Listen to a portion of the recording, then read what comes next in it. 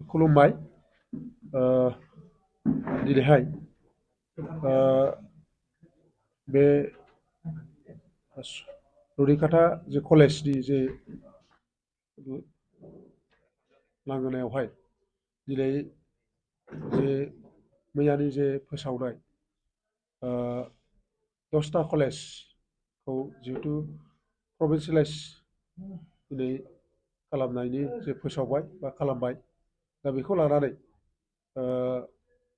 दिनैहाय जोङो बेहाय जे रुनिकाटा कलेजाव जोङो जयैनो जोंनि ओनसोलनि जे माहारियारि आफादनि दैदेनगिरि आरो राजनिति हान्जानि जा दैदेनगिरि आरो इन्टेलेक्सुयेल फोरोंगिरि गासैखौबो लानानै जोङो दिनैहाय जि गोजोननायजों लोगोसे साबायखर बावनाय हाबाफारि बेखौ जोङो लानाय जादों।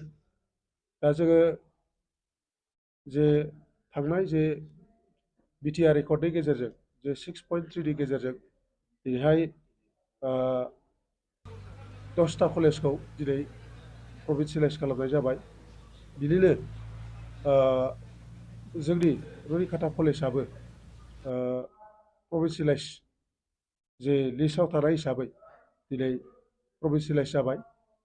दा बे प्रभिन्सियेलाइज जानायनि थाखाय जानायाव जोंहा खोब गोजोननाय दङ आरो एरिया हिसाबै जोंहा बेयो गंसेल' कलेज दङमोन आरो बाखि जोंहा जेबो कलेज जोंहा गैयामोन।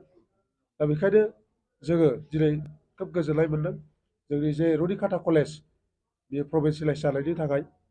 आरो जोङो बुंनांगोन जोंनि ओनसोलाव खोब गोग्लैसोनाय जे सोलोंथाइ बिथिङाव जोंनि ओनसोलाव गोबां बोसोर जालांबाय बेबायदि जोङो भेन्सार कलेजाव फरायनानै जोंनि फरायसाफोरा डिग्रि लालांनाय आरो दिनैहाय बे फरायसालिमाया प्रभिन्सियेलाइज जाबाय आरो जोंनि ओनसोलनि फरायसाफ्रा बेहाय खोब मोजाङै फरायनो हासिगोन, जों बेखौ मिजिंथिनो हायो। दा जोङो बाख्नायनांगोन जोंनि